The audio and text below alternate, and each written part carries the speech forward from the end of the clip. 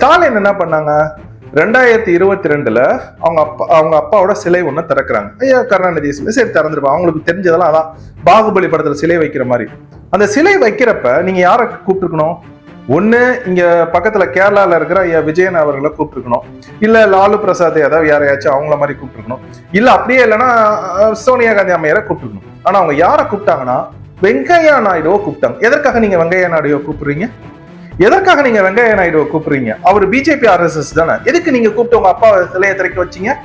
அப்ப பாத்துக்க, 2022 இவர் சிலைய வெங்கையா நாயுடு திறந்துட்டு போறாரு. ஒருவேளை அவருக்கு நாயுடு அப்படின்னா இனிக்கும் போல இருக்கு திராவிட தலைவர்களுக்கு. 2024 ஐயா கருணாநிதி அவர்களோட ஒரு நாணயம் ஒண்ணு வெளியிடுறாங்க. அதான் 100 வருஷம் ஆச்சு. அதான் ராஜேந்திர சோழன் ராஜராஜ சோழன் பாருங்களா. இந்த நாணய வெளியீட்டிற்கு யார் அவங்களை கூப்பிட்டாங்கன்னு பாத்தீங்கன்னா ராஜ்நாத் சிங் அவங்கள கூப்பிட்டாங்க.